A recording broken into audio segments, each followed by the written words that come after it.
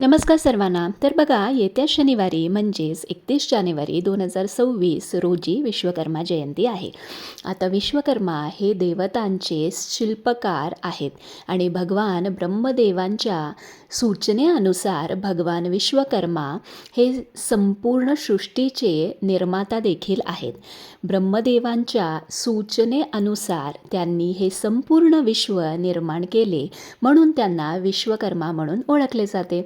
तर नमस्कार सर्वांना, तुमचे सगळ्यांचे आपल्या स्वामी सहित सेवा या चॅनलमध्ये स्वागत आहे. एक विनंती आहे की आमचे जर व्हिडिओज तुम्हाला आवडत असतील तर प्लीज लाईक, शेअर आणि सबस्क्राईब करायला विसरू नका. तर बघा, भगवान विश्वकर्मा यांनी देवतांचे सर्व शस्त्र निर्माण केले होते. भगवान शंकरांचे त्रिशूळ आणि देवराज इंद्र यांचे जे वज्र आहे हे सुद्धा त्यांनी तयार केले होते. तर बघा, प्रत्येकाला वाटते की आपले एक हक्काचे घर असावे, भले मग ते 1 BHK असेना, 2 BHK असेना, 1 RK असेना किंवा एक रूम असेना. आपल्याकडे पैसा जरी असला तरी घर घेण्यासाठी नशिबाची साथ, वास्तू चांगली मिळणे, त्या वास्तूने आपल्याला ॲक्सेप्ट करणे, लोन क्लिअर होणे, बिल्डर चांगला असून तो प्रोजेक्ट कंप्लीट करून देणे, ती वास्तू आपल्याला लाभणे, या सगळ्या गोष्टी ज्या असतात त्या आपल्या हातात नसून नशिबाच्या हातात असतात, गुरूंच्या हातात असतात आणि भगवान विश्वकर्मा यांच्या हातात असतात. तर बघा, त्यासोबत आपण भगवान विश्वकर्मा जे या विश्वासाचे वास्तुकला तज्ज्ञ म्हणून मानले जातात, त्यांची पूजा आणि आराधना आपण जर केली तर आपल्या घराचे स्वप्न किंवा इच्छाही नक्की पूर्ण होते. तर आपल्या स्वप्नातले घर किंवा ड्रीम होम होण्यासाठी विश्वकर्मा चालीसा हा अत्यंत प्रभावी उपाय हा मानला जातो. तर भगवान यांची माहिती वर्णन करणारी विश्वकर्मा चालीसा ही अत्यंत प्रभावी मानली गेली आहे.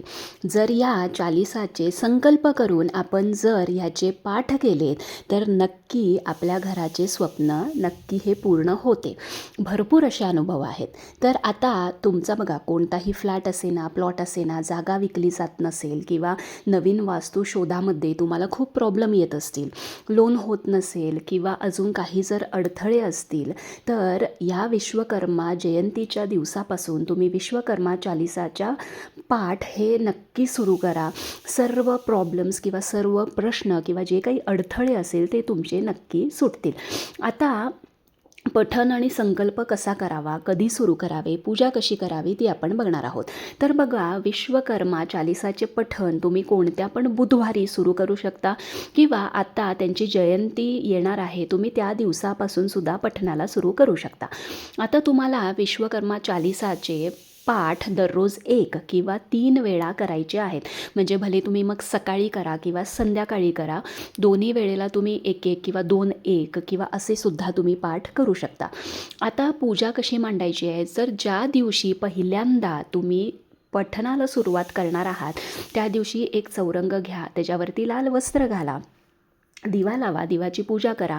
तुमच्याकडे विश्वकर्मा भगवानांचा फोटो किंवा मूर्ती असेल तर त्याची स्थापना करायची आहे किंवा भगवान विष्णू, माता लक्ष्मी यांच्या फोटोची किंवा मूर्तीची सुद्धा अभिषेक करून आपण स्थापना करायची आहे. पण त्यापूर्वी गणपती बाप्पांच्या मूर्तीची स्थापना करून घ्यायची आहे आणि नंतर तुम्हाला विश्वकर्मा यांचा फोटो किंवा मूर्ती नसेल तर तुम्ही काय करा, एक छोटीशी सुपारी घ्या, तांबणामध्ये थोडे तांदूळ, त्यावर सुपारी ठेवा, त्यावर 5 पळीने पाणी घाला, म्हणजे 5 पळी पाणी घालायचे आहे.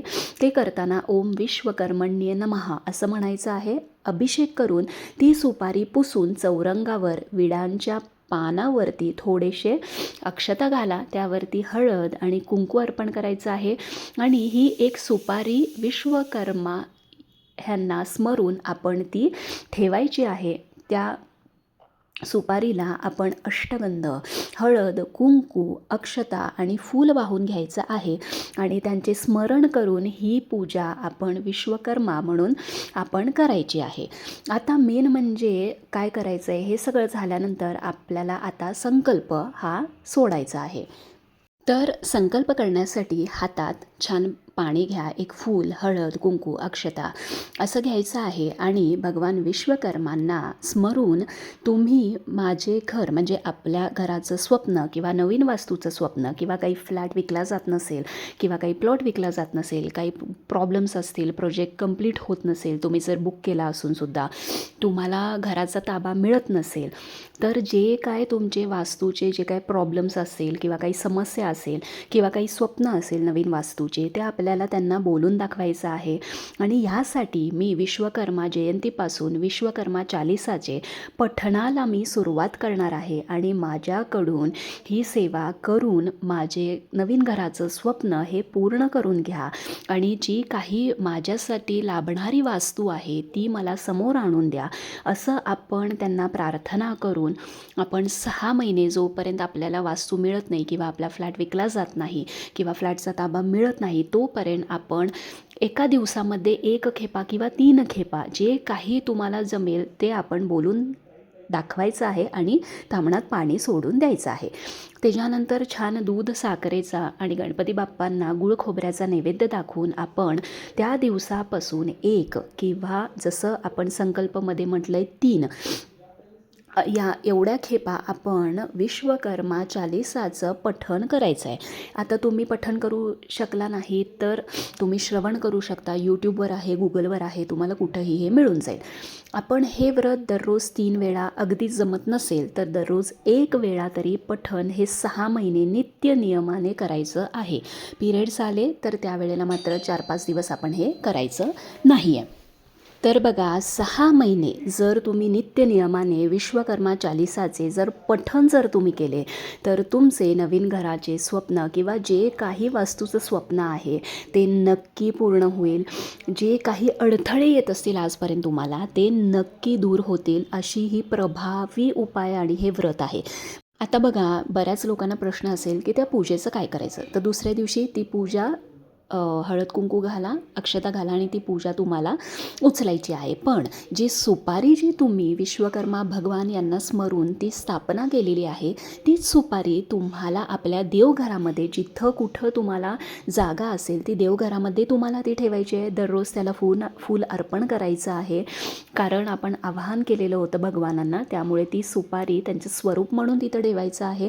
आणि 6 महिने ही सुपारी अशीच तुम्हाला देवघरामध्ये ठेवून त्याच्यासमोर बसून तुम्हाला विश्वकर्मा चालीसाचे पठण करायचे आहेत. तर तुमचे सुद्धा नवीन वास्तू, नवीन घराचं जर स्वप्न असेल तर ते लवकरात लवकर पूर्ण होण्यासाठी या विश्वकर्मा जयंतीपासून विश्वकर्मा चालीसाचं हे नित्य नियमाने 1 किंवा 3दा दररोज पठण करायचं आहे. पूजा करून मगच ती सुपारी जी आहे ती देवघरात ठेवून मगच पठण करायचं आहे.